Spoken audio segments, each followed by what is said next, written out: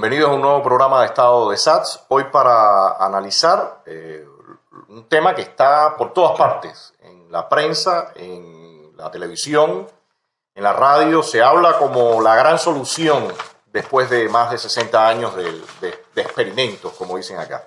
Y es la renovación o el relanzamiento de la empresa estatal socialista. Tenemos invitado a Dimas y a Fernando. Y bueno, creo que es un tema que da para bastante debate y discusión, así que les agradezco que estén por acá y como siempre, Fernando es quien inicia la conversación. Sí, en estos días y desde hace unas cuantas semanas, el tema recurrente ha sido cómo destrabar la empresa estatal socialista y cómo perfeccionar la economía socialista, o sea, la economía de Cuba, con el objetivo de avanzar y desarrollar. Esa es la política o el planteamiento, el eslogan lanzando, que mantienen las autoridades y también sus economistas, que le han propuesto toda una serie de medidas. Si nosotros analizamos realmente lo que se ha hecho con relación a todo este proceso, nos damos cuenta que en realidad las medidas que se han tomado, que son relativamente pocas, corresponden a las primeras medidas que se ejecutaron al comienzo de la perestroika en la extinta Unión Soviética. Podemos recordarla brevemente. La primera medida de la perestroika fue precisamente la ley sobre el trabajo individual, que se elaboró en el año 1986. Aquí es la ley sobre el trabajo por cuenta propia.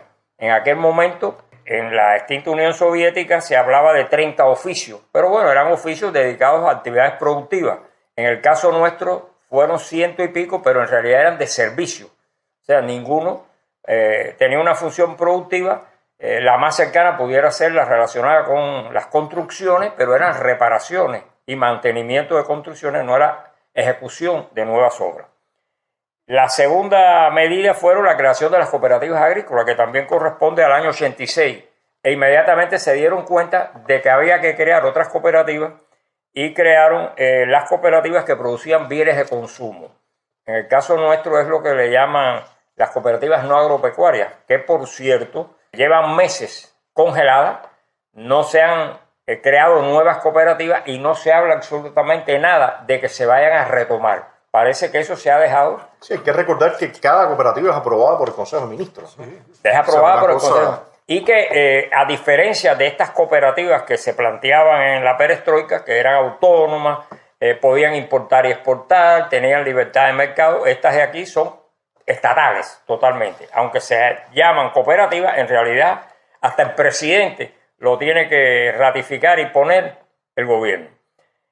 La otra ley era la ley de la inversión extranjera con limitaciones que se aprobó allá en el año 87. Aquí existe la ley de inversión extranjera que se ha ido readecuando año por año porque la gente no invierte y se han visto obligados a ir aflojando, pero aún así no motiva todavía a la inversión. O sea, tiene tantos problemas y tantos escollos de tipo judicial, inclusive de tipo del derecho, que los inversionistas no invierten. Y hay una cuarta que llama la atención, que también se hizo en el año 87, que era la ley de la empresa estatal. Resulta que aquí se plantea que la ley de la empresa estatal será para el año 2022, dentro de 2 años. Se habla de perfeccionar primero la empresa estatal y que las leyes vendrán después. Aquí estamos hablando de leyes de 30 años, de hace 30 años prácticamente. Es como retomar algo que se hizo en un país que fracasó. De ahí hubo después que tomar otra serie de medidas que después las analizaremos, y nosotros estamos paralizados prácticamente en estas leyes y no se ve que se produzca un avance. Todo es conversación, pero no hay hechos reales. Fernando, acá yo quisiera remarcar que hace unos días lanzaron un grupo de medidas o a pedido de Díaz-Canel, un grupo de economistas oficialistas lanzaron unas medidas que cuando uno lee los textos de la época de lo que se había acordado en el Comité Central del Partido Comunista Soviético de aquel momento para la ley de empresas, están copiando y pegando directamente. O sea, los enunciados, si uno los menciona, va a ver que tiene que ver exactamente con la ampliación o la autonomía, como le llaman, del margen de maniobra de las empresas, el manejo financiero de las empresas, la posibilidad de importación y exportación. O sea, todos estos elementos se repiten exactamente del lado de allá y del lado de acá. Y yo creo que en todo eso, tanto el fracaso que tuvo en aquel momento como el fracaso que evidentemente va a ocurrir acá también, está centrado en esta situación de la propiedad. Dimas, no sé si quieres arrancar por ahí o por otros temas de los que tú tengas señalados.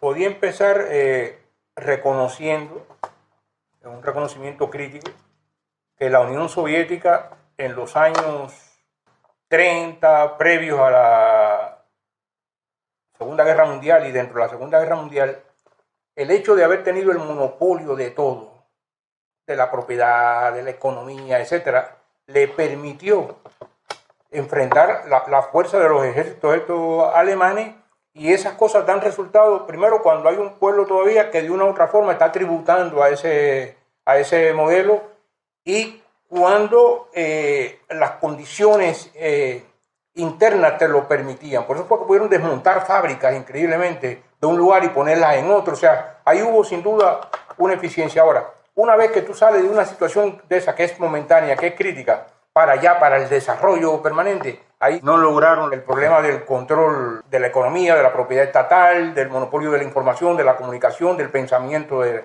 la gente. Y con eso entraron ellos inmediatamente en los errores. Por eso es que antes de Gorbachov, ya en el 83, por ahí, ya se introdujeron algunas medidas, pero son medidas como las que está introduciendo Cuba, dentro del sistema, sin tocar la clave del problema. Y lo que ocurre ahora, en el caso, ahora comparándolo con Cuba, con lo que decía Fernando, lo que ocurre es que nosotros estamos trabados en una cosa. Fidel Castro dejó muchas marcas hechas, y una de las marcas es en el momento en que Gorbachov comienza la perestroika. Aquí el cuarto congreso del Partido Comunista define la rectificación de errores y tendencias negativas, que no era más que frenar la influencia de aquello dentro de Cuba para no cambiar. Y cuando él hizo un análisis de eso, dijo exactamente que las relaciones mercantiles no son afines al socialismo.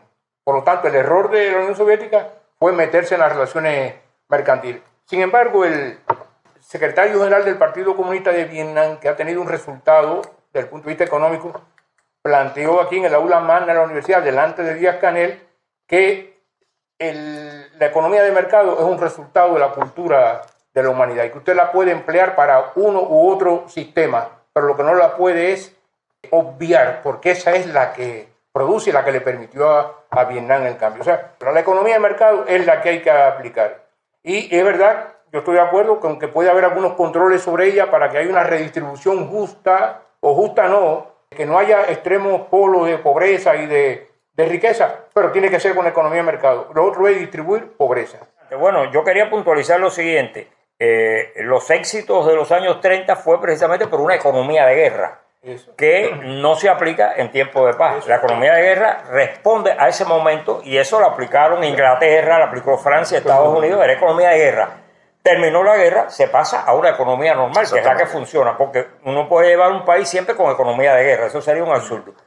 ¿Qué quería plantear yo? Lo siguiente, en esto que dicen los economistas cubanos, los economistas más bien oficialistas, o sea, que fueron consultados y se les pidió opinión, definitiva no se ha dicho todavía si se han tenido en cuenta.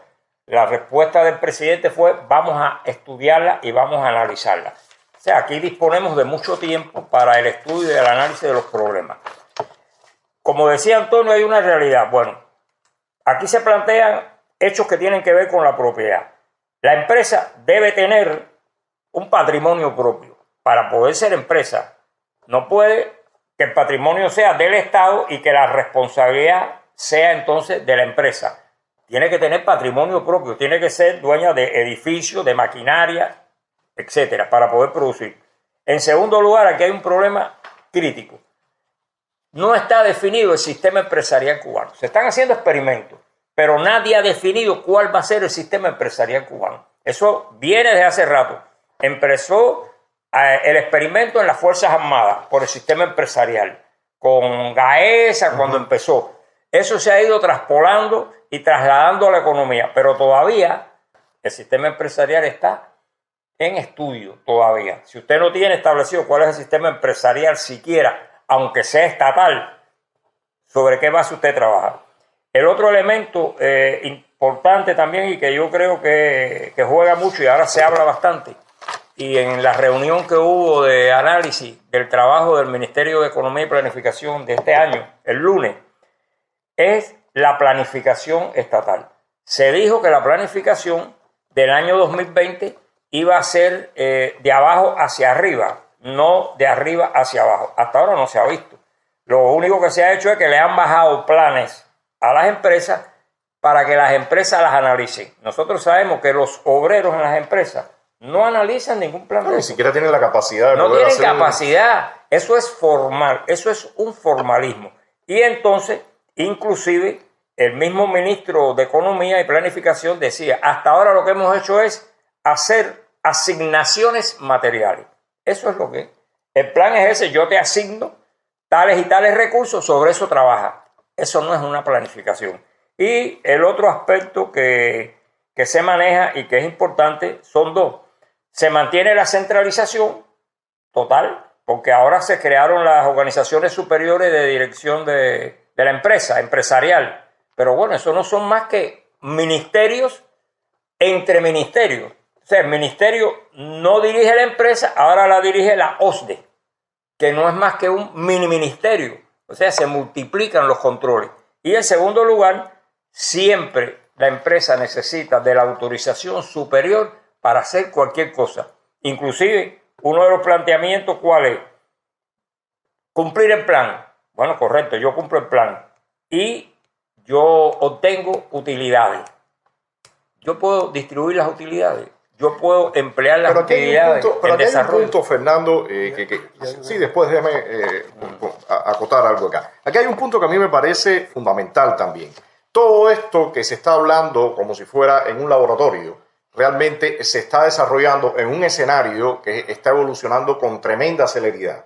Y es que si uno de alguna forma mira en retrospectiva lo que pasaba en la Unión Soviética, el país con todo el declive iba directo al colapso económico porque había otro ingrediente que tenía que ver con el escenario internacional, con las presiones que tenía la ex Unión Soviética en el tema de la carrera armamentista con Occidente y los Estados Unidos, y eso era lo que iba obligando a que Gorbachov fuera teniendo que dar pasos cada vez mayores para lograr frenar ese colapso. A diferencia de lo que se vende por muchas partes, incluso acá en la época se vendía, que realmente Gorbachov salió a desmontar el sistema. Eso no era real. O sea, Gorbachov tenía un país que estaba colapsando y estaba tratando de usar herramientas y recursos para ver si podía estimular la economía. En el caso nuestro está ocurriendo lo mismo. No es exactamente una carrera armamentista, pero todas las sanciones que se le están aplicando al régimen cubano se están sintiendo y ellos están teniendo que responder a todas estas sanciones. Entonces, en ese escenario, y un poco la pregunta también, Dima, aparte de lo que ibas a comentar, en ese escenario donde todo está ocurriendo con celeridad, donde la crisis interna se va ampliando, donde el elemento social que también estaba en la antigua Unión Soviética lo estamos teniendo acá en Cuba. Realmente el sistema dispone de tiempo, está enrumbado para lograr frenar un colapso económico o nos estamos aproximando nuevamente a otro colapso de ese tipo. El tiempo juega un papel determinante en los procesos económicos, políticos y sociales. Y el tiempo en Cuba para los cambios se agotó hace rato. Esa es la gran responsabilidad del gobierno, que se le agotó el tiempo sin cambiar. Y eso pues se está manifestando en la crisis. Pero hay un problema detrás de todo eso para mí, que es, digamos, el punto de partida. Haciendo la aclaración sobre lo que decía Fernando ahorita. El problema es que este planteamiento del gobierno de que los trabajadores participen en la elaboración del plan, eso es un misticismo prácticamente. Lo que se le entrega a los trabajadores es un plan ya elaborado para que ellos den el visto bueno, den su criterio, pero que eso no va a cambiar nada. No significa que los trabajadores en una empresa, en una unidad básica, pueden decir, esto no funciona así, vamos a cambiar el plan. No hay autonomía para eso. Pero además es una fachada todo, pero no hay una realidad. Y detrás de eso, ¿qué es lo que está? Que es que el individuo, la persona, no tiene libertades ninguna para actuar. Y eso lo marca todo. Lo que pasó en la Unión Soviética y lo que está pasando en Cuba y lo que va a pasar en Cuba es lo mismo. Se requiere de la ciencia para el avance productivo, pero la ciencia requiere de libertades para que haya científicos que produzcan ideas. Y las ciencias sociales más. Y Cuba carece de eso. Porque como hay un pensamiento único sometido a una ideología, nadie puede pensar otra cosa diferente. Y si la piensa y la plantea, pues le puede costar caro. Por lo tanto, si tú atas la ciencia, no tienes resultados. Pero el régimen dice que va a dar un poco de más espacio a la empresa estatal socialista, como ellos llaman, y en ese sentido, según dicen, permitirían tener más libertades también en lo que tiene que ver con los procesos inversionistas, la exportación e importación. Y mi pregunta tiene que ver con lo siguiente. Dentro de todo ese escenario, supongamos que van a dar esos pasos, ¿cómo ubicamos el tema de la corrupción? Porque evidentemente otro de los problemas serios que hubo en aquel caso de la Unión Soviética era que los directores rojos que aquí empezaban ya a desarrollarse en este periodo y después, por supuesto, ya en los 90, después fue que se afincaron mucho más, pero en este momento ya estaban operando. Estos directores rojos hacían uso de toda la red de corrupción que había para sacar sus beneficios personales y realmente, como no existía claramente cuál era el régimen de propiedad, o sea, ellos no eran dueños de las empresas, sino veían su posición como algo efímero, bueno, pues era especie de una repartición del botín. Y en ese sentido también fueron acoplando con las formas no estatales. En este caso, no han hablado para nada, por supuesto, aquí de ningún proceso de liberalización de la propiedad ni nada por el estilo. O sea que estos gerentes, nuevos hombres de negocio, como ellos han llamado, estarían en una posición muy similar a la que estaban en la Unión Soviética aquellos gerentes rojos, ¿no? Entonces, ¿cómo ven ustedes el tema de la corrupción acá? Hay que recordar, no sé, aquel discurso que dio Fidel Castro en el aula magna, donde supuestamente era previsorio, y claramente ellos sí tenían la información y han tenido siempre la información de los niveles de corrupción que operan en este país. Entonces, ¿cómo ustedes ven en este escenario de la supuesta reforma de la empresa estatal socialista el elemento corrupción? Las magnitudes son diferentes, ¿no? Porque, bueno, la antigua Unión Soviética era un gran país, Cuba es una pequeña isla, pero no quiere decir que no se haya producido este proceso. En la ex Unión Soviética, la corrupción tiene prácticamente una historia que se desarrolla durante los años 60, 70, 80 y cuando llega a la época de Brezhnev, prácticamente la corrupción era generalizada en ese país, al extremo de que ya los directores, los administradores de las empresas, tanto de tipo urbano como de tipo rural, utilizaban estas empresas para realizar todos sus negocios ilegales, para hacer producciones ilegales. Hay algunos datos que son interesantes. Por ejemplo, en los años 70, en la ex Unión Soviética, la venta ilegal de gasolina ocupaba entre el 33 y el 65% de toda la gasolina que se vendía en las áreas urbanas. Toda esa gasolina era venta ilegal. Por si, mismo problema que se está teniendo un problema acá. Similar que aquí se ha perseguido y no se ha podido resolver el robo de combustible, que es como se le llama aquí a eso. Las ventas privadas de alimentos, no por la cadena estatal, no por la cadena oficial, representaban 35.000 millones de rublos al año. Ventas de alimentos que se iban por lo que le llamaban ellos el mercado paralelo. Había una economía oficial y una economía paralela. Y otro elemento importante también es que en esta etapa de los años 70-80, debido a la corrupción, prácticamente la economía oficial creció con relación al año 60 4 o 5 veces, mientras la economía ilegal 18 veces. O sea que el desarrollo de esta segunda economía fue mayor. En el caso de Cuba, aquí se ha perseguido, acuérdense, Pitirre en el alambre, la operación Maceta, los bandidos de Río Frío. Aquí se ha tratado de eliminar esta economía, vamos a decir, complementaria. Y sin embargo, sigue desarrollándose. Además, yo me pregunto, si se eliminara esa economía complementaria, estaría peor todavía. No subsistiríamos. Colapsa. Porque sabemos que muchas de las cosas se resuelven por esta economía. Entonces, en lugar de usted utilizar esta economía, legalizar, que es lo que tiene que hacer, aquí no se habla ya del trabajo por cuenta propia. Es como que se dice que es complemento, pero no se le da. Se supone que lo que están hablando es que va a tener que orbitar alrededor de esta empresa estatal socialista. De esta nueva empresa estatal socialista. ¿Cómo ves tú el punto? La mirada retrospectiva en Cuba te dice muchas cosas. Antes de 1959, la corrupción era un problema limitado a algunas figuras de la esfera política y administrativa. Este pueblo no era corrupto. Sin embargo, las condiciones de vida, la ausencia de propiedad, la ausencia de un salario, la ausencia de libertades para expresarse, pues todo ha hecho que la gente tenga que sobrevivir. Y como no puede sobrevivir con el salario y con lo que gana con el Estado, y tiene una historia enseñada de libertad o muerte, patria o muerte, qué sé yo, pues eso la gente lo toma a su manera, y entonces es robo o muerte, o robas o muere. Y ese es el caso de Cuba. ¿Cómo ha respondido el gobierno con esto? Con la represión, sin ir a las causas que está otra vez en el origen, en la propiedad, en que no hay dueños. Porque cuando hay dueños, no hay robo. Yo trabajé de niño en 11, ya saqué la cuenta, en 11 pequeños establecimientos. Cada establecimiento tenía un dueño. Ahí no se podía robar, señor. Ahí no se podía robar. Y entonces de esos muchos dueños había una economía nacional que prosperaba. Que había injusticia en algunos, pero prosperaba la economía. Y sencillamente esta economía no puede prosperar porque no hay dueño, porque no hay propietario.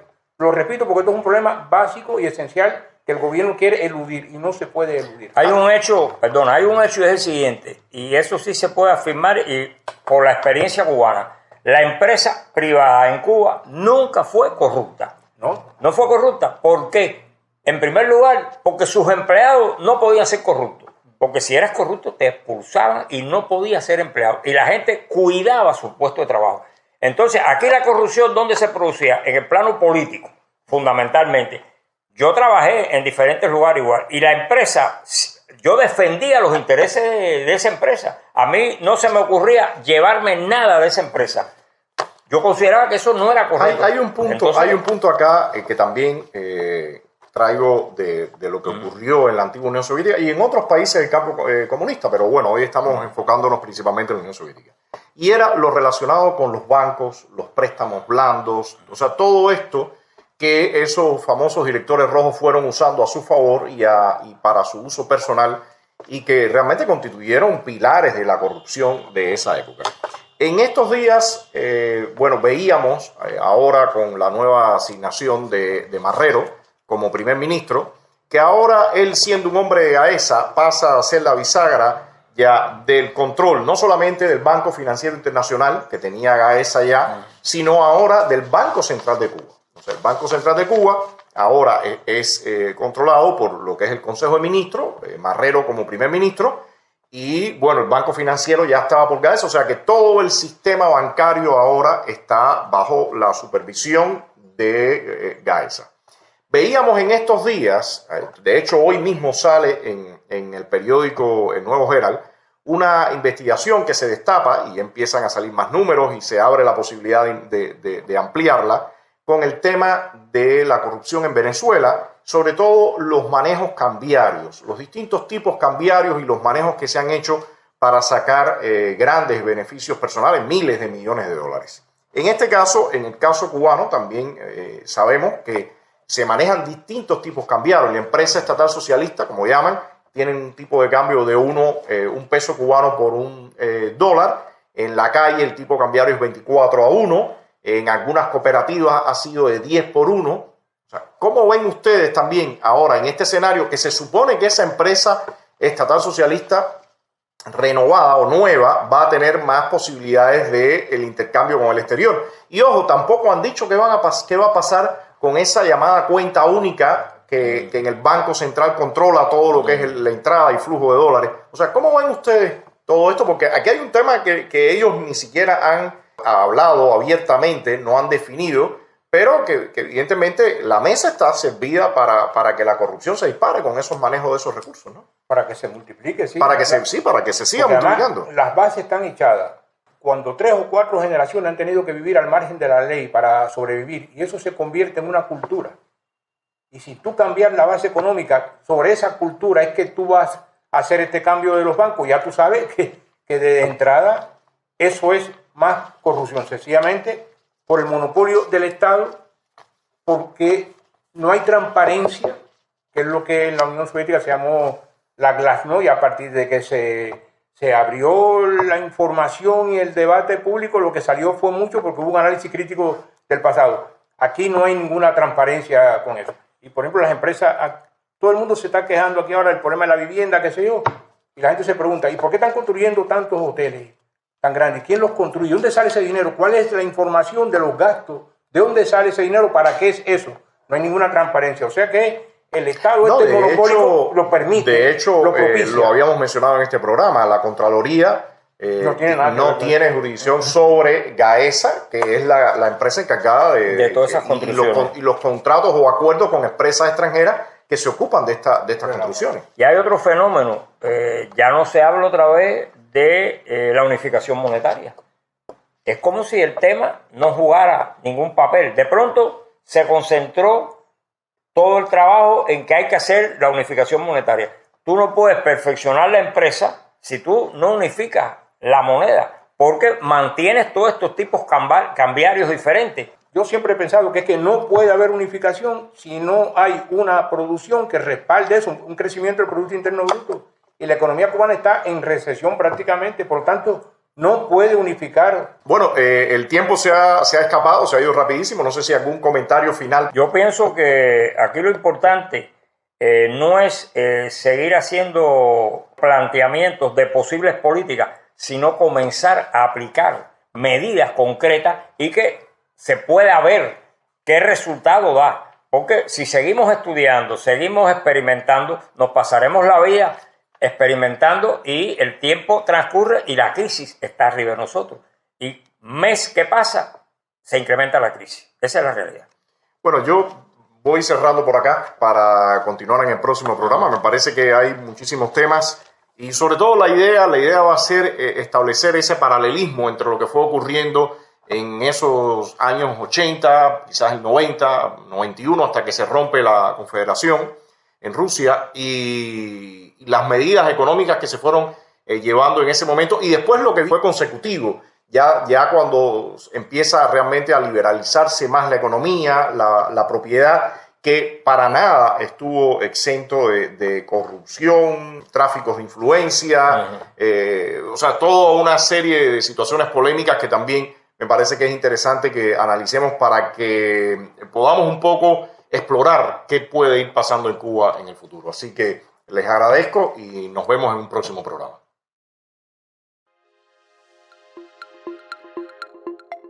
Para apoyarnos puede visitar nuestra página estadodesats.com y desde allí realizar cualquier donación. Gracias.